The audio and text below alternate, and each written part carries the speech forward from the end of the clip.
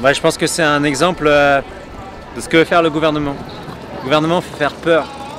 Et aujourd'hui, on a mis une banderole 2 minutes devant l'Assemblée nationale en chantant les chants des partisans. Et il y avait la police qui nous attendait, parce que mon téléphone est visiblement sur écoute. On a changé d'endroit, parce que ça a duré 2 minutes.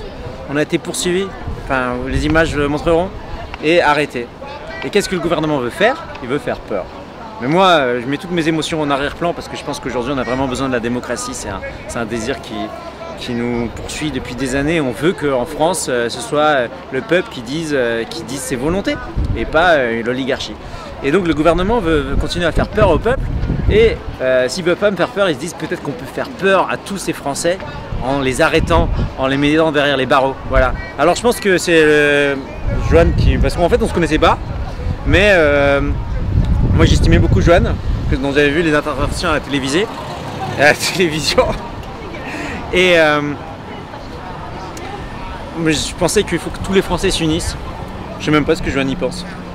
Moi je pense que oui, il y a aujourd'hui un problème très grave avec ce gouvernement qui a fait arrêter donc un manifestant pacifique qui évidemment est ciblé parce qu'il les a humiliés à travers sa banderole destitution qui a fait le tour de France malgré quand même, il faut le dire, une certaine omerta médiatique pendant des semaines comme David me le racontait, ce qui n'était pas du tout le cas il y a un certain nombre d'années, ce qui montre aussi que la situation s'aggrave et on le sent d'ailleurs à travers le pays et qui surtout va faire usage de la police pour servir ses intérêts et non les intérêts de la population, en l'occurrence pour le faire arrêter sans aucun motif.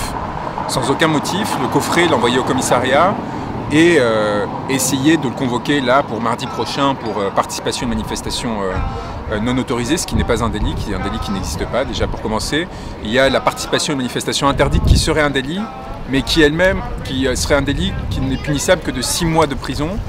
Or, tous les délits inférieurs à 1 an ne peuvent pas justifier un placement en garde à vue. Donc quoi qu'il arrive, son placement en garde à vue aurait été parfaitement illégal. Donc ils ont été obligés de le libérer au bout de 4 heures, qui est le délai maximal lorsque l'on souhaite tenter une vérification d'identité. Donc c'est le prétexte, c'est un détournement de droit. On l'a amené dans un commissariat, on l'a placé dans une cellule pendant 4 heures, au prétexte de vérification d'identité, alors qu'en fait il est arrêté parce qu'ils savent qui il est. Donc on voit bien que là il y a quand même un paradoxe qui est assez étonnant. Lui et 2 autres citoyens pacifiques d'ailleurs qui avaient manifesté, dans l'objectif, comme David le disait, de l'intimider. Donc utiliser les policiers de cette façon-là, je dois rappeler quand même à nos forces de l'ordre qu'obéir à un ordre manifestement illégal, c'est un délit. Et c'est un délit très grave. Et il faut qu'il commence à y avoir de leur part une forme de résistance à l'égard de ces procédures politiques, cette instrumentalisation politique des forces de l'ordre et aussi de la magistrature, parce que souvent, là, c'est pas le cas, elles sont aussi instrumentalisées. En tout cas, David, il a annoncé, il ne se rendra pas à la convocation de mardi, aussi pour envoyer un signal à la population pour dire n'ayez pas peur, ne vous soumettez pas à ces procédures qui visent à vous intimider, qui sont politiques et qui essayent d'écraser l'expression d'une volonté populaire qui pourtant commence à déborder. Et le pouvoir aurait intérêt à entendre ce message parce que je pense que c'est le premier à ne pas avoir intérêt au débordement que lui-même prépare en utilisant. Alors là, je vais te reprendre, Joanne.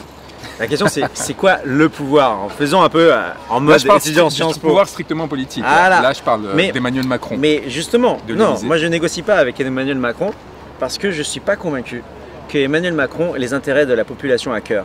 Je pense qu'Emmanuel Macron a les intérêts des gens qui l'ont mis au pouvoir à cœur. Qu'il considère plutôt que l'important c'est d'avoir la main mise sur les médias et sur l'argent des oligarques qui peut financer des campagnes.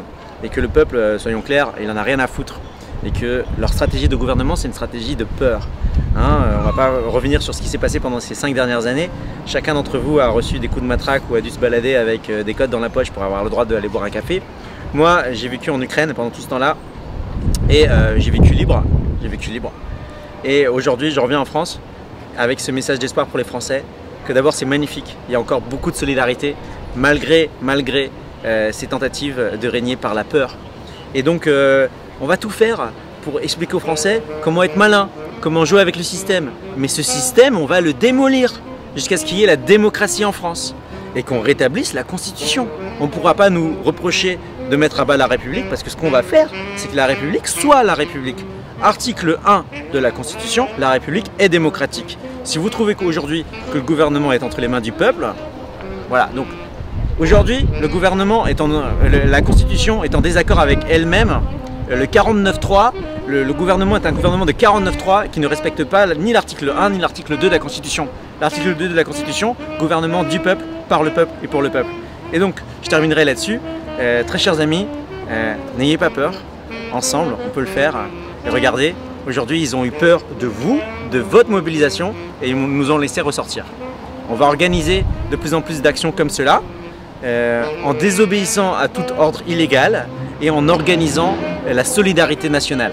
Voilà, ensemble on peut le faire. Maître, est-ce que vous pensez qu'il dérange? C'est une évidence. Je veux dire, les moyens de police qui sont mobilisés pour le surveiller, le filer et s'assurer d'entraver chacune de ces actions qui sont pourtant parfaitement légales, menées de façon non violente, démocratique, sont assez significatives.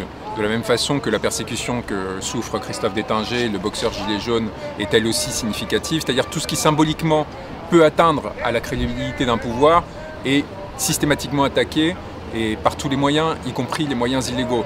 Ça dit une chose, ça dit surtout la fragilité de ceux auxquels des personnes comme David s'opposent et bien plus que l'illégitimité d'un combat qu'il mène qui me semble sain et nécessaire de protéger. Et ça, c'est un message que j'aimerais partager, c'est qu'on sera là pour vous. Si vous vous retrouvez en difficulté du fait de votre mobilisation politique, ne pensez pas que vous serez seul. Des réseaux qui vont bien au-delà justement des appartenances politiques, partisanes, qui vont bien au-delà des croyances que l'on peut avoir, se sont constitués pour s'assurer qu'on puisse dépasser ce moment adémocratique. Et ensuite, on pourra se disputer, on pourra s'attaquer, se critiquer et s'opposer démocratiquement pour voir quelles sont les meilleures solutions pour la France. Aujourd'hui, ce débat est rendu impossible, notamment, comme vous le disiez, à cause du contrôle qu'un certain nombre de personnes ont sur l'espace médiatique et donc sur l'espace public. Il nous empêche de débattre des sujets qui nous intéressent vraiment et on se retrouve pris dans ces étaux face à des fausses oppositions entre différents politiciens qui ne représentent pas nos intérêts. Et je pense que subvertir cela, qu'on soit de droite, de gauche, c'est la première phase avant d'arriver ensuite à une vraie refondation de notre société. Entièrement d'accord, mais tout à l'heure tu me disais qu'on a tous nos vanités et on s'était assis. Alors en fait, regardez, il y a Erwan, c'est le grand, et moi je suis le petit, moi je suis complètement le clown. Et tu vas venir, attends, Pierre, viens.